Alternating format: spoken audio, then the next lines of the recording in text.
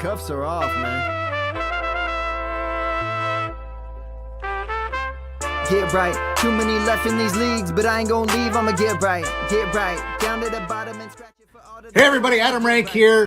What's up, everybody? It's Marcus Grant. This is AJ Dillon of the Green Bay Packers. I got to give a shout out to y'all at Get Right Fantasy. If you are not subscribed, what are you waiting for? Do you want to lose your league? Our league. Check out the Get Right Fantasy Network. You got to get right with the Get Right Fantasy Network. And best of luck with your podcast. Appreciate the support. And you're tuned in to watch my boys at Get Right Fantasy Network. Get you right. Enjoy the show. But I tune in every Friday. Strategies provided, I will lock in every way.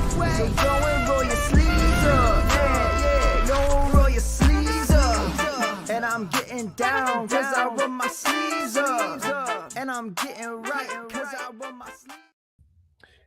Yo, welcome to another episode of The Extra Point. I'm your host, Phil Ruskin. Damn, it feels good to be back. I was traveling for work last week and didn't get to do the show, which was a big bummer. But we're going to recap some stuff that happened in week one. We'll recap a little bit of week two, get you ready for Thursday night football, DFS for the week three. I've got some props that I like, so we're going to go through all of that. But before we start, y'all know what to do. Hit that subscribe and like button. Make sure you are sharing the content within your leagues, your friends, your family, your home leagues. Helps build the brand. If you like what you are seeing here on the stream, you can always listen along as well on Spotify and Patreon. That helps build the brand over there as well. And then, of course, I've got written content over at dynastyprosfootball.com. I am a staff writer there. So, yeah, let's dive in. And big announcement coming for me. I'm adding a Wednesday show. So I originally thought Thursdays because of preseason, and then obviously in the summer we were doing the show super late, and I thought, man, this will be super easy to continue, and then kind of forgot about Thursday night football. So obviously we're doing this show backing right up to the start, the kickoff of Thursday night football. So I'm going to keep this show as kind of a DFS and betting podcast, and only 30 to 45 minutes. And then Wednesdays, I'm going to be adding a show live stream as well. And that'll go back to what we've been doing. That'll be kind of what's going on in the lay of the land of the NFL, dynasty outlook, trade talks, who should I be targeting on the waiver wire for redraft this week. So we'll get more into like the football content. And that's obviously going to speak to a lot more of the viewers. But if you're enjoying the DFS and the betting side, make sure you're tuned in every Thursday. And of course, you can always catch the recordings on the Extra Point on YouTube or listen along on Spotify and Patreon. So real quick, let's take you through the schedule before we get into what everybody's here for, which is, of course, the content itself. Get Right Fantasy Network. Obviously, that's the host. That's our group. We love the guys. On Mondays, you can get with Anthony and Frank, 9 p.m. They're going to be doing a recap and waiver show every Monday night. Tuesday, you got our boy Tycoon over at the Fantasy Boardroom, taking you through all types of great content, 7 p.m. Pacific time. Wednesdays, Anthony and Frank are back doing roster management at 9 p.m. Pacific, buy, sell, trade targets, and I'm going to be doing my show probably 5:30, 6 o'clock p.m. on Wednesdays as well. TBD, but we'll get there by next week. And then on Thursdays, it's your boy. We're doing Thursday night setup. We're getting everything ready for DFS and betting here at 4 o'clock with me. And then Friday's the big content day. Make sure you are tuned in. We got two shows. They go back to back. Mike and Kendall taking care of the East Coast team, 6 p.m. Pacific, 9 p.m. Eastern. They're going to be going through half of the main slate. All the games, not the main slate. That's my brain working on DFS already. They're going to be going through half of the games in totality with start-sit decisions, making sure you got your lineups dialed in for the week as well. Finishing up, myself and Anthony Rasta, we will go as soon as Mike and Kendall wrap their show at 8 p.m. Pacific, 11 Eastern with the second half. So you can get all of the games with our advice, sit-start decisions, who should be in your lineup. And then, of course, if you have any last lingering questions, make sure you catch our boy Classic Mike on Sundays, 8 a.m. Pacific, 11 a.m. Eastern, as he takes you through the last-minute news, active, inactive, live Q&A, live sit-start advice that will get you right up to the kickoff of the NFL games. So everything that we talk about from a DFS perspective, I actually use both DraftKings and FanDuel. The majority of what I'm going to have covered and what we'll continue to cover is going to be through DraftKings. And then, of course, all of my prop bets, my higher lowers, that's going to be through Underdog. So Underdog Fantasy, as you all know, best and easiest place for fantasy sports, from their best ball draft tournaments with no season-long commitment, no waivers, no trades, and no weekly lineup setting. You can obviously enter their pick'em contest where you can pick higher or lower on player stats like total yards and touchdowns. And wouldn't it be nice if someone was going to give you some advice on what you should be looking at for some lines there? I think I might know a guy. Make sure to use the promo code GETRIGHT, GETRIGHT, GETRIGHT. Receive a 50% deposit match. They are now giving you up to $1,000 in bonus cash. I can't tell you how badass that is. When I started with Underdog, it was $100. So I am no longer a new customer, but yeah, for those that are new, use that promo GETRIGHT, get a 50% deposit match, up to $1,000 capped in bonus cash. Visit underdogfantasy.com and download the fastest growing fantasy app from your app store today. I got hit up this week a couple times from a couple of people I play with in leagues. I'm in a ton of leagues, but they wanted to know, because we do the show every week, DFS and Betting Props. Hey, Phil, you had all these week 1 props. How'd you do? So let's go over them real quick. In week 1, we had the Chiefs hosting the Philadelphia Eagles. I only took props for that game, so I didn't do the whole week on the show. I did them on my own. I'm not going to cover those because I didn't go through them on the show. So what I did cover on the show was Travis Kelce was the free square. It was basically a 0.5 yards. Obviously, we took the over on that. He obviously hit it, although not by much. We also had Derrick Henry. We liked Derrick Henry on the over for a rushing touchdown. That was a win. Rashee Rice, 61.5 receiving yards. I took the over. That was a win. Patrick Mahomes, 1.5 passing touchdowns. I took the over. That was a no. He only threw 1 passing touchdown. Xavier Worthy in his 21-yard rushing touchdown, messing up my betting line, Xavier Worthy. Just had to say nice things about you this summer, and I would have got Patty Mahomes for 2 touchdowns there.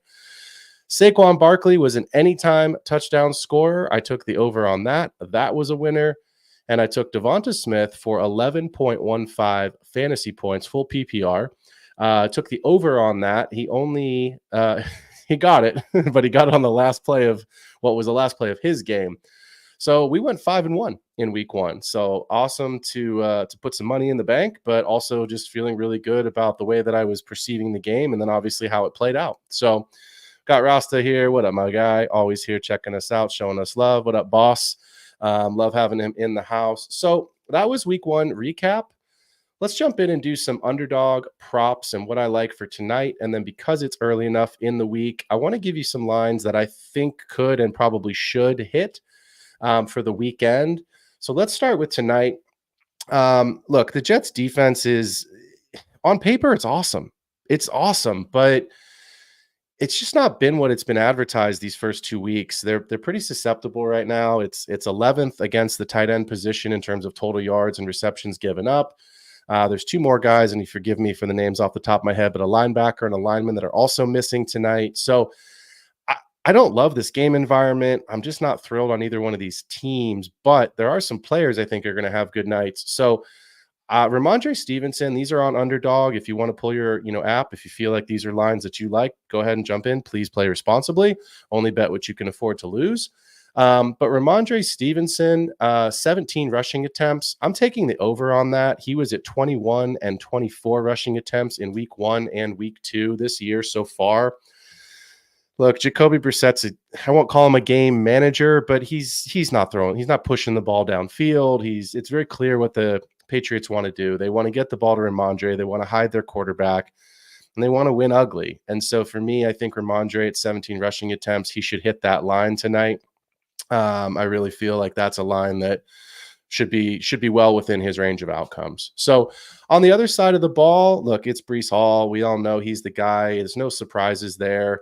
But what's really been nice about Breece is that his usage is off the charts. I mean, it's just through the roof. So I like Breece tonight. The line I have him for is 5.5 targets. I'm going to take the over. He has actually gotten that both weeks. So I will take the over on 5.5 targets in the passing game there from old man Rodgers. Hunter Henry, I mentioned already. Look, last week, 109 yards, 12 targets. I mean, it was chaos. He's not going to repeat that. Don't expect that again. But the line on him tonight is 34.5 receiving yards. I'm going to take the over. Like I mentioned just a couple minutes ago, the Jets are giving up the 11th most receiving yards and targets to the tight end position. We just don't love the wide receivers there in New England. And, like I said, I think it's pretty clear what they want to do, right? Get the ball to Ramondre as much as they can. So 34.5 receiving yards. I think it's going to be pretty close. That's probably my scariest line here tonight, but I feel confident that Hunter Henry can get there in the over. And I know I'm going to probably get a raft of shit for this one, but I don't like taking unders because I don't like rooting against players. But Garrett Wilson, 5.5 receptions. I'm going to take the under tonight. I have to pull my stats real quick on him. He hasn't gotten there yet this season. It's not a great game. Like I mentioned, it's not a great game environment. So he has had 6 receptions and 4 receptions, respectively. Week 1, 6 against the Niners, and then 4 receptions last week against Tennessee. Tennessee's defense is interesting. It's actually better than we thought. So, take that one for what you want. If you believe in it, play it. I'm going to play it. If you don't, I don't fault you. But Garrett Wilson has not lived up to the round 1, round 2 advertising. So I'm going to take the under tonight on Garrett Wilson, 5.5 receptions. Joe Ortiz in the chat, Wilson going to get 5 by halftime. Look, that's how it goes sometimes. It might just be a hyper targeted night from Aaron Rodgers. So the one caveat I think a lot of people say is, oh, you're going to play this as an entire parlay card. I didn't. I split it. And I think if you want to make money, that's actually a really smart way to play. So I have Ramondre and Brees on their own card. I feel safest with what I've got for their lines tonight. I am taking overs on both. And I've got Garrett Wilson and Hunter Henry on their own card. And if it fails, it fails. No big deal. But, just stagger your bets. And I think that's how it becomes a little bit more fun rather than having to sit there with a, 4, 5, 6-legged parlay card. Put 2 cards in, put 3 cards in, however many lines you want to take, split them up, whichever you feel is strongest. And it's a good betting strategy. You have a much, much higher percentage of a chance to win where you feel really strong versus just having everything hit. Sure, you'll get the biggest payout, but unless you're taking the insured pays where you got, 4 have to hit, 5 have to hit out of the 6 or 7 that you're putting in, I think it's a good way to play. Some other lines that I like this week as we get into the main slate. Before I go through the actual lines themselves, some of these players are going to be in my DFS lineups just based off of volume and what I project this week alone. I mentioned earlier at the top of the show on Friday nights, you can get our full sit starts. Rasta, I haven't looked at the show sheet yet. I don't know if we're talking about the Niners game or if Kendall and Mike are doing it, but Brandon Ayuk's in a smash spot this week. No CMC, which means Jordan Mason's in there. Debo's out. Now George Kittle's not practicing. He's a very serious question mark for the weekend to potentially not play. So the game's, Brandon Ayuk's been obviously slow starter. He sat out the majority, if not all of training camp, obviously with the contract dispute. But Brandon Ayuk at 68.5 rushing and receiving yards. So it's a totality there. Obviously, he's not Debo. He's probably not lining up in the backfield, but Shanahan does some funny things. Don't be surprised if he does give Brandon Ayuk an end around as the college version, the jet sweep, right? So 68.5 total yards for Ayuk. I'm going to take the over on that. I think this is a good week for Ayuk, especially if Kittle doesn't play. I think that line becomes even stronger. Again, that's probably a line that could get bet up. So if you feel strong about it, I've already locked this card in because I think that line could go up, especially if the news about Kittle is negative. But I like Brandon Ayuk on the over 68.5. Saquon Barkley, I've got 18 rushing attempts this week, and I'm taking the over on that. And it's look, no AJ Brown again this week. Devonta Smith should eat. Rushing attempts in the first 2 weeks have been 24 and 22 for Mr. Barkley there. So only 18. I actually thought the line was a little low, especially with the news, and we knew that AJ Brown wasn't going to play again this week. I took the rushing attempts over the rushing yards because it does bother me a little bit that Jalen Hurts could call his own number. I think if my memory's right, 85 yards and a touchdown on the ground for Jalen Hurts last week. So at this point, I don't care what Barkley's total is because I just need him to rush more than 18 times. And I think he's going to get there. He's gotten there in both games. No A.J. Brown again, which, again, Hurts could take some of that, but I think it's going to be another game where they feature Hurts, Barkley, and Devonta Smith. This line is one that I love. It's Raheem Mostert is practicing. Jeff Wilson is practicing. I don't think it matters. I think Achane is the guy either way. So I've got Devon Achane over 23.5 receiving yards. That's a line, obviously, last week that he cleared pretty easily. Obviously going for 69 receiving yards last week and then 76 in week 1. Again, I felt this line was pretty low given what he's been doing these last couple of weeks. And so, again, with Tua being out, the game's in Seattle, Skylar Thompson's first start, I expect Mike McDaniel to give Devon Achane just about all that he can handle, and certainly getting Jalen Wright involved if Mostert's healthy. But, if they're just now starting to practice these guys, I can't imagine they're taking the ball out of Achane's hands. So 23.5 receiving yards, give me the over on that one. And then Gibbsy, another game environment that I think could and probably should be a shootout, a game, that environment that we really like with the Cardinals and the Lions. So give me Jahmyr Gibbs at 3.5 receptions. I will take the over. He has cleared that in both weeks this week. Both weeks of this season. And again, if he's going to go 20, 30, 40, 60, whatever his total is going to be, that's fine. But I just need the receptions on this one. So these were some lines that they kind of stood out like this, way too low for what these players are capable of. So again, it's betting. Nothing's guaranteed. You have to take, everything with some risk. But, I like to use a lot of data. I like to use a lot of numbers when I make these decisions, especially when I'm putting my own money on the line. And like I said, these lines, they just seemed too low. So I took all the overs. And again, I don't like betting unders unless it's a crazy line, because I want to root for players. I certainly don't want to root against players. So I'm going to pause before we get into the DFS cash lineups. Rost is saying we will always have our Niners game, so that's good to know. So we'll always have the Niners as one of our featured games we talk about on Friday nights for those sit-start decisions. Although we may not have much to talk about, Rasta, then ain't nobody playing this week. Rasta also saying, I'm mad at our strength and conditioning coach, why everyone has a hammy or a calf strain, except the guy who's always from the facility holding out. It should be the other way around.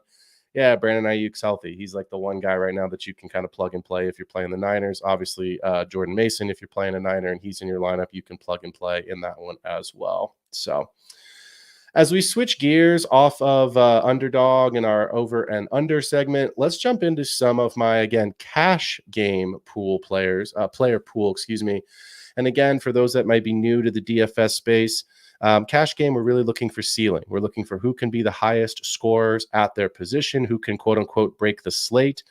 And we're not necessarily looking for tournament plays, those large field tournaments where those are called GPPs, guaranteed prize pools. But that's where you're looking for, I played Quentin Johnston last week in a GPP. It made me, pull the dodgeball and kind of, throw up in my mouth a little bit to press the button on his name. I felt like it was a good game environment. He scored 2 touchdowns. He ended up being the difference maker for me and won me some money last week. So thanks, QJ, for probably the only 2 touchdowns you're going to score all year. But the GPPs, you're really looking for those outlier positions, ways to get different guys that probably aren't in anyone's regular fantasy lineup, certainly not in your redraft lineups, but they get a touchdown or 2 and all of a sudden that completely changes your outlook for the entire week from a DFS perspective. So in cash, we're looking for high ceiling, who can be the overall number 1 finisher. I like 4 quarterbacks this week. I'll start at the top. I mentioned it a little bit already with the props. I like Jalen Hurts at 7,300. I think, again, as I mentioned, 85 yards on the ground last week and a touchdown. It is hard to bet against Jalen Hurts. With no A.J. Brown, I think it's an even stronger play. It is an expensive buy-up. I think he's quarterback 2 on the week in terms of price. So you just have to kind of figure out how you want to go and put your lineup together. He's in my cash pool because I haven't made my lineups yet. I usually do 2 or 3 different cash lineups. I'll probably have some exposure in a game where I'll stack him with Devonta Smith because I'm going to preview and talk about him in a little bit here. But I do like these other three quarterbacks a little bit better than Hurts just based off of price. And that quarterback 2 on my list this week is Kyler Murray. $6,900 for the price. So, $400 savings. You can then allocate that elsewhere, which I really like. I love the game environment against Detroit. Hoping for a shootout. Marv did what we all drafted Marv to do last week. 2 touchdowns. He did it all in the first quarter, which was amazing. I felt bad because I have him in a couple leagues and I had a couple buddies that were texting like, look at Marv. And then he just didn't do anything the rest of the day, but he did enough for you early on. I like Kyler this week. Kyler gives you kind of a poor man's Jalen Hurts. He can pass it. He's got Marv who can obviously take the top off of defense, and then he's going to run a little bit. So I like Kyler at 6,900. And I like the other side of the ball there as well. I like Jared Goff at 6,500. Anytime you've got Jahmyr Gibbs and you've got Laporta and you've got Amon-Ra in that game environment against Kyler and the Cardinals, I think it could be another really good week. And we haven't seen the Lions really take off. So I think this is a week they can get right. So I think for me, Goff is someone I'm really looking at. 6,500 this week. It could be an interesting salary savings. And we got to talk about it. My QB4 on the week right now, as far as my cash player pool goes, Derek Carr. So if you bet the under on the Saints win total this season, that bet's not looking too good right now. If you thought Dennis Allen was going to be looking for a head coaching job next year, which is something that I thought would happen, that's not looking too good right now. So the Saints are hot. If you want to stay in the flames with Derek Carr, I have no problem with that. He's only 5,800. I think he's an interesting cash play. I don't think he's as strong of a cash play as Hurts, Murray, or Goff is because I just don't know that he can be the overall QB1, but he's done it the first 2 weeks of the season. He's been a top QB. So you'd only need him to basically do about 75% of what he has done to date to actually pay off that salary. And then you could put obviously some more money into some of the other skill positions. So those are the 4 quarterbacks that I like this week, and I will have exposure to at least 2, if not 3 of them in my cash game lineups. At the running back position, it's kind of I hate to do it, but it's kind of a carbon copy of last week. Last week, I loved Jordan Mason because of the volume, and I love Zach Charbonnet because KW3 was out. I've got them both in my pool this week, but I want to start with Saquon Barkley. 7,700. He just projects too well. I think, again, with no A.J. Brown, the way that game script is and the way that they have used him to date this season in that offense, he's someone I'm probably going to have in my lineup at 7,700. And then I can tell you right now, Achan's going to be in my cash lineup at $7,000.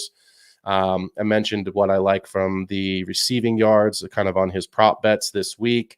Obviously, we know what he can do as a runner, the usage. The game is at Seattle, which can be difficult for those East Coast teams to come west, just like the West Coast teams going to the East to play those early games. It is a later start game because it's a West Coast game, so I do like that. It gives the guys a couple extra hours to acclimate and get themselves ready. But Achan's usage just projects far too well to not be in the cash lineup at $7,000. I actually think he's mispriced. I think he should probably be a little bit closer to Saquon in terms of pricing. And then again, Jordan Mason at 6,200 and Zach Charbonnet at 6,000. Mason obviously is going to be in there. If George Kittle is out, Mason's going to be in my lineup. He's probably going to be in my lineup either way. But I do have Brandon Ayuk. I'll talk about the wide receiver section here next. I don't love having Mason and Ayuk, so I think I'll probably have one in a cash lineup and the opposite guy in the other one. But if Kittle is out, Mason's usage should go even higher than it is right now, and I think it makes it even a stronger play for Ayuk. So just keep that in mind to pay attention to the news. Tune into Mike's show on Sunday to make sure you've got the most up-to-date information on active inactives. And then Zach Charbonnet, look, I think KW3 is not practicing again. I think he practiced in a very limited fashion. He's not tagged as doubtful right now. He is still a questionable tag, but pay attention to the news. We got a couple more days here before the game on Sunday. And I'll be honest, if Skylar Thompson, obviously he is the quarterback, you might not play KW3 if you're the Seahawks. I think they're probably thinking they can win that game, with Charbonnet and obviously the receivers that, JSN had a good week last week. It's it's still Tyreek Hill. It's still Jalen Waddle. The same thing we used to talk about and do talk about with Tua. Skylar Thompson can throw a 5-yard pass and Tyreek can run the other 70 for your 75-yard touchdown. The difference is he can't push the ball down the field, and there's obviously some holes in his passing game if you watched a little bit of it last week, which was just atrocious in that Buffalo beatdown. But Saquon Barkley, Devon Achane, Jordan Mason, and Zach Charbonnet in my running back pool this week for cash. Let's move to the wide receiver position. I have 5 players here, pretty heavy, as you can tell, on the Eagles this week.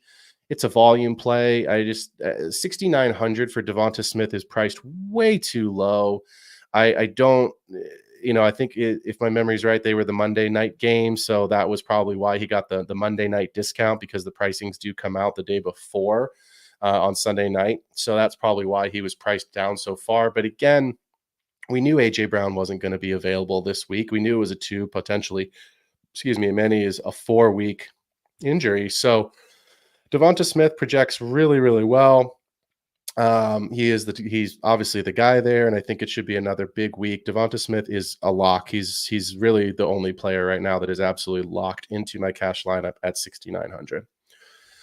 The next 2 guys I want to talk about, you can take your pick, and I'm going to start with the cheaper of the 2 because he's been the better of the 2, and that's Rashid Shaheed at 5,300.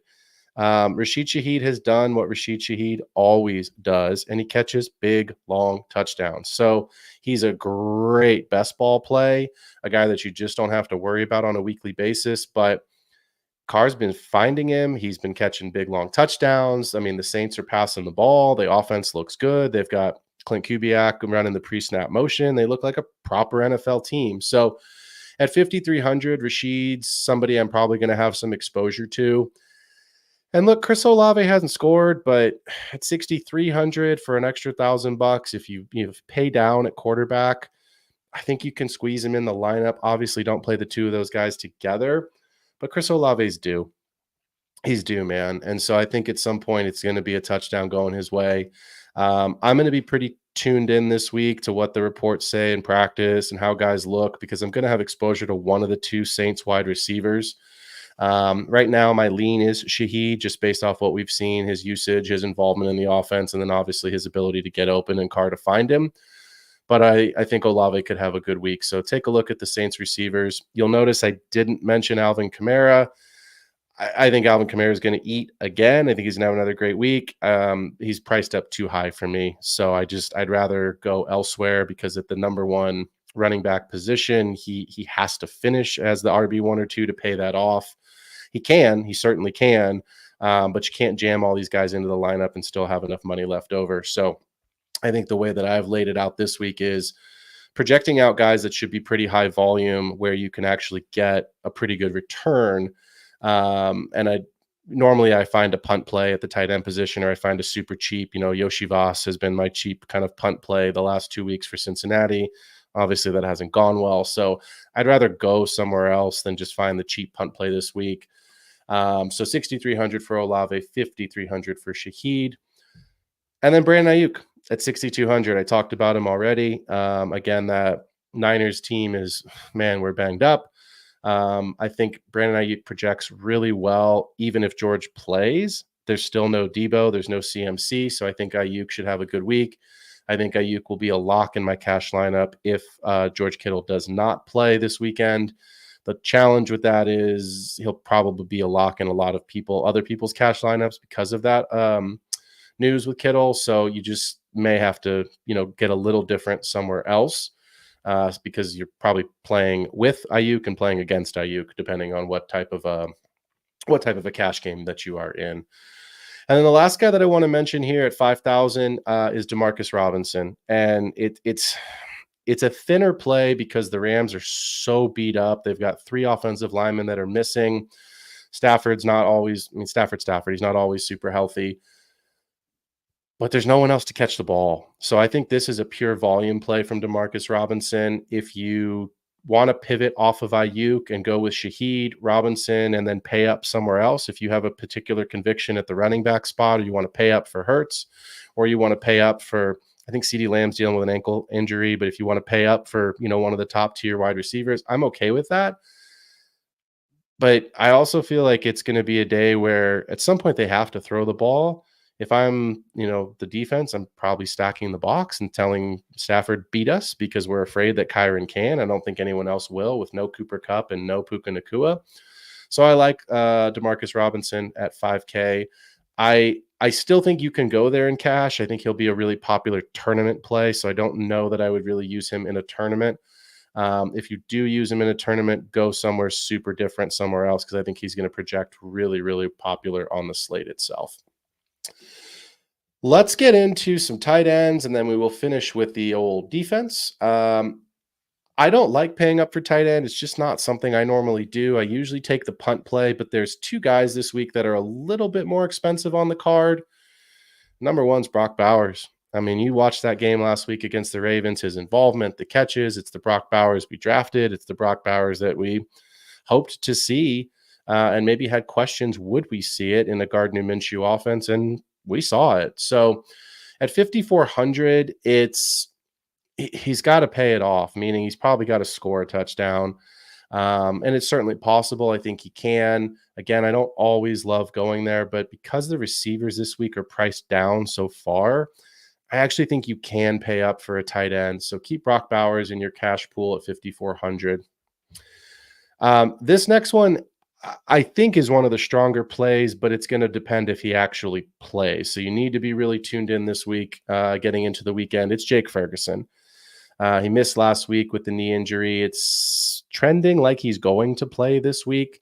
We'll still need to make sure that we, are tuned into the news, but I've loved Jake Ferguson all offseason because it's just CeeDee Lamb. The backfield's a mess.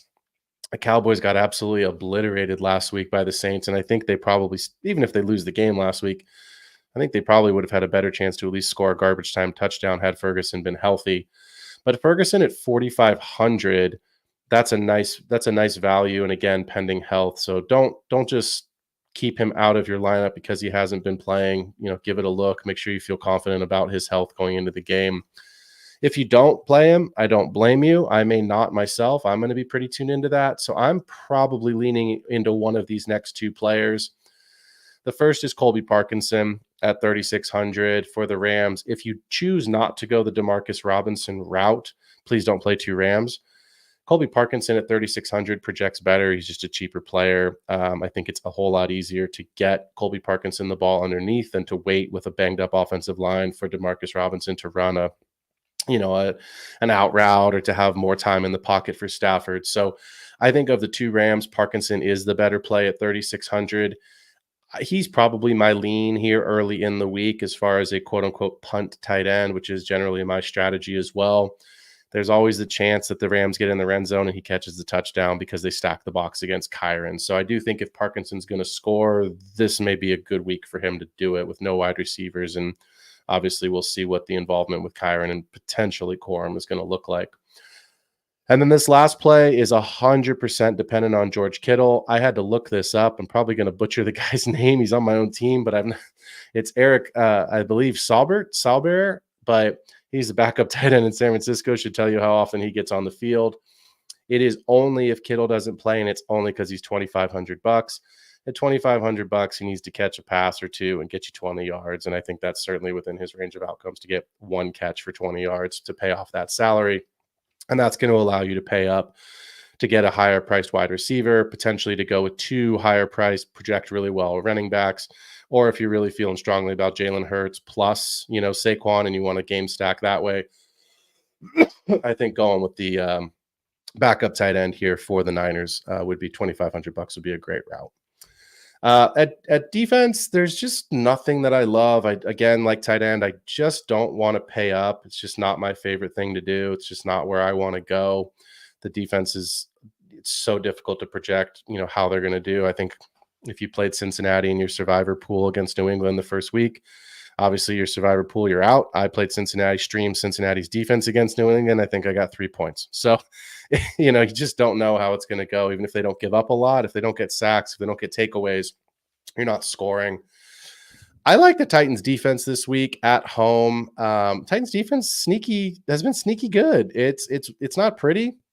To be fair, I think they've won the defense both of those games, and then Levis has lost it for them. So they've certainly been in the games and then lost it at the end. But at 2,700, you just don't need a ton from the Titans this weekend. And I think that's probably the strongest play on the slate. I think it's going to be really popular.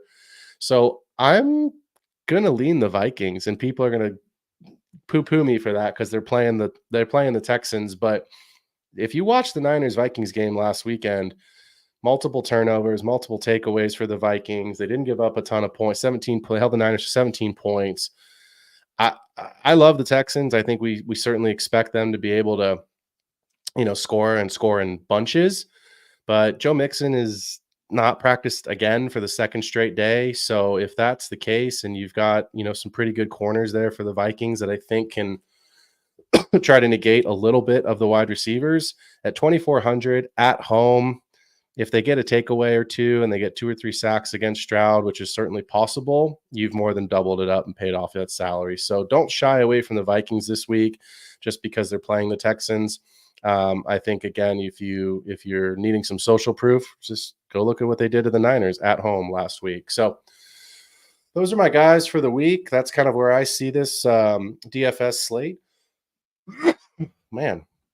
And then I'm going to jump in, see if we've got anything in the chat. Not too much tonight, which is everyone's ready for Thursday Night Football, man. Everyone's ready to go and rock. So, well, that's going to do it, guys, for this episode of The Extra Point. Again, these Thursday shows, pretty quick. Want to get through just kind of some underdog prop bets, and then obviously go through my DFS lineups. If you have questions, if you want to, me to feature any content on the show, if you're wondering, some prop bets you like on your own, please feel free to DM me on Sleeper at P Ruskin. I know I've got Wicked Pompano here in the chat. I know he DM'd me last week asking for a couple of suggestions. I got a couple other guys that asked for some suggestions as well. So yeah, more than happy to tell you some of the lines that I didn't feature tonight that I'm also looking at that I like. These are just the lines that I think that stand out to me the most early in the week. But again, it's Thursday. A lot can change between now and Sunday. So enjoy Thursday Night Football. I'm hoping it's a better game than we expect it to be. But, Jets, Patriots, and that divisional rival. Hopefully it is an entertaining game, and best of luck to all of your fantasy teams this week. Excited to be back next week for 2 shows. So I will see you all on Wednesday and then again on Thursday for my individual shows. And for those that are looking for more content, make sure you jump over to Get Right Fantasy Network. We have shows 6 days a week. Give us a like and a subscribe over there. Help the brand. I'll see everybody this Friday night with Rasta as we do our sit starts. And then I'll see you all for more episodes of The Extra Point next week. Thanks, guys. Enjoy Thursday Night Football.